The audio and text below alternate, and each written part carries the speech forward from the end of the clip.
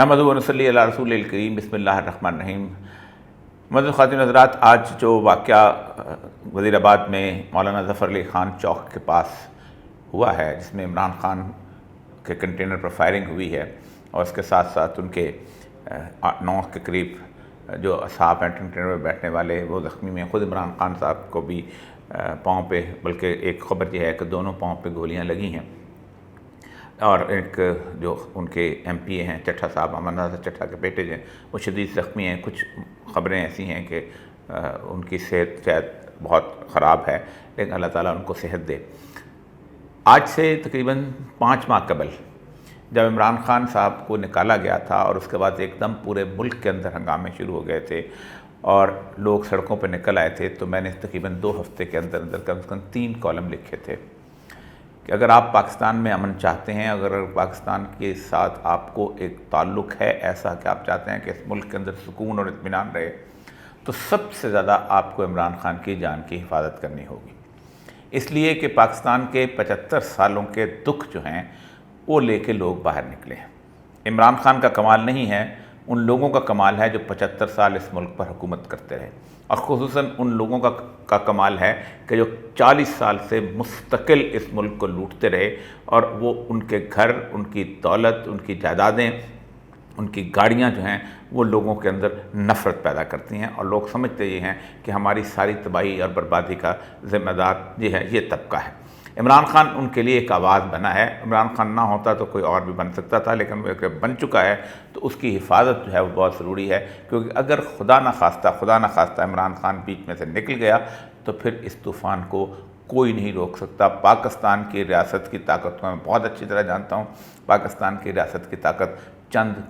دنوں کے اندر جو ہے وہ کرمبل ڈاؤن کر سکتی ہے، اگر جس طرح کے یہ طوفان ہے وہ کھڑا ہو سکتا ہے، لیکن اس کے اوپر کوئی توجہ نہیں دی گئی۔ سب سے اہم بات یہ ہے کہ اس صورتحال سے جو عمران خان کی تھی اس سے لوگوں نے تمسخر اڑانے کا ذریعہ بنایا۔ میں آپ کے عرض کروں کہ ایک بہت مشہور کمپیریزن ہے جو ول ڈورینٹ نے ڈرا کیا ہے انگلینڈ اور فرانس کے درمیان۔ وہ کہتا یہ ہے کہ انگلینڈ کے اندر اتنی شدید غربت تھی کہ فرانس اس کا تصور بھی نہیں کر سکتا تھا، اور انگلینڈ کے اندر لوگ جو تھے جانوروں کی کھالیں ابال کے تو اس کا سوپ بنا کے زندگی گزارتے تھے، لیکن وہاں کے حکمرانوں نے سب سے پہلے 1601 میں ایلزبیتھین پور لا لے کے آئے تھے، جس میں انہوں نے کہا تھا کچھ شیلٹر ہوم بنا لیا جائے جہاں پر بوڑھوں کو اور عورتوں کو اور بچوں کو رکھ لیا جائے، تھوڑے سے کام کیا جائے اور علاقے کے لوگ ان کو کچھ نہ کچھ کھانا دے دیا کریں یا خوراک دے دیا کریں۔ اس کے بعد پوری ایک صدی جو ہے وہ ایسی گزری، اس کے باوجود بھی غربت وہاں ختم نہیں ہوئی۔ تو پھر 1702 کے اندر انہوں نے ایک اور اس طرح کا ایک قانون لایا، 1712 کے اندر ایک اور پور لا آیا جارج 3 کا، اس کے اندر انہوں نے کہا کہ اس شیلٹر ہوم کے اندر لوگوں کو کس روزگار کے اندر لگایا جائے اور کچھ کمیونٹی کے لوگ جو ہیں اس کے ساتھ مدد بھی کیا کریں، یہاں تک کہ 1760 کے اندر لوگ جو تھے وہ اس حد تک ہو گئے تھے کہ انہوں نے ان لوگوں کو باہر نکالنا شروع کر دیا تھا۔ تو پھر 1760 میں پھر ایک قانون آیا اور ان کو کہا گیا کہ نہیں، ان کو کوئی ان کی مرضی کے بغیر نہیں نکال سکتا، بے شک ان کو کھانا ملے یا نہ ملے، لیکن کم از کم ان کو آس رہتی ہے۔ جبکہ اس کے مقابلے میں فرانس کی غربت کا عالم یہ تھا کہ جیسے ہمارے پاکستان کے اندر رائیونڈ کا محل ہے، جیسے ہمارے پاکستان کے اندر بلاول ہاؤس ہے، جیسے پاکستان کے اندر اور بڑے بڑے گھر ہیں، تو اس طرح کے وہاں پر بہت بڑے بڑے پیلسز بن چکے ہوئے تھے اور لوگ شدید قسم کے غریب تھے۔ انہوں لوگوں نے اپنی اسٹیبلشمنٹ اور اپنے پرائیویٹ گارڈز اور اپنی فوج کے حوالے سے یہ سمجھ رکھا ہوا تھا کہ ہم جب چاہیں گے جس طرح لوگوں کو کنٹرول کر سکتے ہیں۔ فوج آتی تھی، لوگوں کو پکڑتی تھی اور ان کو سڑکیں اور پل بنانے پہ لگا دیتی تھی، اور جب وہ مزدوری مانگتے تھے تو ان پہ لاٹھی برسائی جاتی تھی، کھانا ان کو دیا نہیں جاتا تھا، یہاں تک کہ صورتحال یہ تھی کہ ان کو مارا جاتا تھا، اور اگر سڑک خرق بنتی تھی تو ان کو کہتے تھے کہ پیٹ پہ پتھر باندھو اور دوبارہ بناؤ۔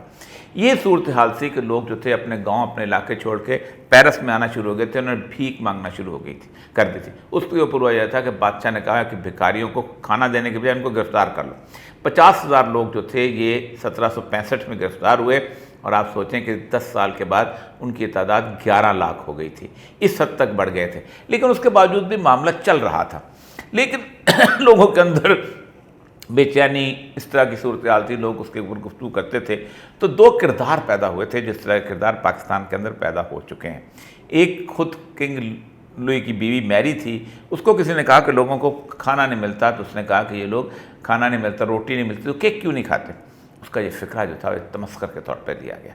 एक बहुत बड़ी फैमिली थी रूहान, 1560 से लेके आखिर तक। उनको रूहान का एक आदमी था, वो उनका वज़ीर दाखिला बन गया था, और उसको किसी ने कहा था कि लोगों को भूख लगी है, कुछ करो। तो उसने कहा था कि इतनी घास पेरिस शहर में लोग, ये लोग घास क्यों नहीं खाते। और आपको याद है कि जब लोग इस तमस्कर की बुनियाद पर बाहर निकले थे तो उन्होंने पता क्या किया था, उन्होंने देखा था जिस शख्स का हाथ नरम है उसकी गर्दन उड़ा दी थी, देखा था जिसके कॉलर पे मैल नहीं है उसकी गर्दन उड़ा दी थी। रूहान को पकड़ा गया था, उसके मुंह में घास पर डाली गई थी और फिर उसकी गर्दन उड़ाती थी। मलका मैरी ने बहुत कोशिश की कि मैंने मजाक में बात की थी, लेकिन उसका नहीं सुना हुआ, उसको ठुड्डे मारते हुए गैलेटन के नीचे लेके आए थे, उसकी गर्दन उड़ा दी गई थी। पाकिस्तान के अंदर गुज़श्ता कम से कम जब से लॉन्ग मार्च चला है, पाकिस्तान के टेलीविज़न पे कुछ लोग जो हैं वो मजाक उड़ाने के लिए, राना सनाउल्लाह, मरियम औरंगज़ेब, इस तरह के जितने लोग जो हैं ये आते हैं और एक मजाक बना के कैफियत पैदा करते हैं जिसमें इश्ताल दिलाते हैं। हुकूमतें ठंडा करने के लिए होते हैं, हुकूमतें बदमाशों के डेरे नहीं होते, हुकूमतें ये नहीं होती कि हमसे ये हुआ तो हमने इंतकाम लिया करें। हुकूमत का रवैया बिल्कुल और तरह का होता है। इसको लंबा किया जा रहा था, इसको इसलिए लंबा किया जा रहा था कि थक जाएंगे, लेकिन मैं इसको बार बार नहीं कहता था कि ये जो टेम्पो बन चुका है ये थकने वाला टेम्पो नहीं है, इसको जितना आप आगे खींचोगे उतना ख़राब होगा। अब ये जो सूरत हाल है ये ज़ाहिर बात है अचानक नहीं हुई, इतने बड़े क्राउड के अंदर किसी को ख़ास तौर पे पूरे का पूरा प्लान करके भेजा जाता है और ताकि वो एक्टिविटी की जाए, और ज़ाहिर बात है इस एक्टिविटी के बाद अब अगर कुछ हालात ख़राब होते हैं तो वो उसका फिर ज़िम्मेदारी जो है वो किसी और को नहीं दी जा सकती, हमारे उस वक़्त हुक्मरान तबके को दी जा सकती है। एक बात याद रखें, अगर इस अफरा तफरी की बुनियाद के ऊपर कोई शख्स समझता है कि वो ताले आज़माई करके इस मुल्क के इक़्तिदार पर काबिज़ हो सकता है, तो एक बात बहुत तय है, ये वो ज़माना नहीं है कि आप 58 में मार्शल लगाएंगे और आप आ जाएंगे। ये वो ज़माना नहीं है कि जब आप ज़ियाउल हक़ की तरह 77 के अंदर लोगों के एजिटेशन के ख़िलाफ़ खड़े होकर कहेंगे कि हम बंदूक नहीं चलाते और लोग आप पे भरोसा करेंगे आ जाएंगे। ये मुशर्रफ भी नहीं है। मामला ये है कि उस सारे अरसे के अंदर लोगों ने चेहरा नहीं देखा था, लोग एतमाद करते थे, अब लोगों का एतमाद उठ चुका हुआ है। अब वो मखलूक आ गई है जो 63% वो हैं जो 35 साल से कम हैं, जो पढ़े लिखे हैं, जिनका इल्म इस मोबाइल ने इतना शानदार कर दिया है कि उनको मेरे से भी ज़्यादा चीज़ों का इल्म है। उन्हें पता है कि कौन पीछे से फायर करता है, रेत की बोरियां कौन सी हैं। इसलिए जितनी जल्दी हो सकता है इस लॉन्ग मार्च के 1 या 2 दिन के अंदर आगे बढ़ने से पहले ही इस पाकिस्तान के अंदर कोई बेहतर फ़ैसला कर लो, कोई इलेक्शन करवा दो, वरना हालात ख़राब हो सकते हैं। एक कुदरत की आवाज़ होती है। 2013 में जब इमरान खान जो था वो वहाँ से गिरा था सीढ़ी से, उससे, तो उस वक़्त आपको अच्छा अंदाज़ा नहीं, उस वक़्त पाकिस्तान का हर बहुत बड़ा था, एस्ट्रोलॉजर था, एस्ट्रोनॉमर था, इवन तक बुजुर्गान दीन अहले नज़र भी कहते थे कि ये लगता ये है कि शायद इसको ज़िंदगी में जो रोल था इसका ख़त्म हो गया। लेकिन उसके बावजूद, इतनी बड़ी चोट के बावजूद बगैर माजूरी के बाहर आना और फिर कौम की क़यादत करना, यकीन अल्लाह ने को काम लिया। आज भी उसकी बचत जो है ये अल्लाह की तरफ से एक इशारा है कि याद रखो उसको किसी ख़ास मकसद के लिए अल्लाह ने चुना है, और उस मकसद को मैंने बार बार बयान किया है। वो मकसद एक ही है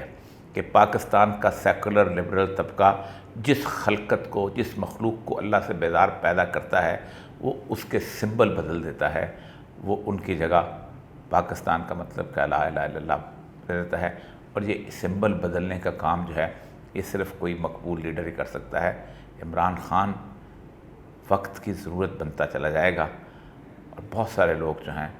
वो नाकामी के गड्ढे में गिर जाएंगे।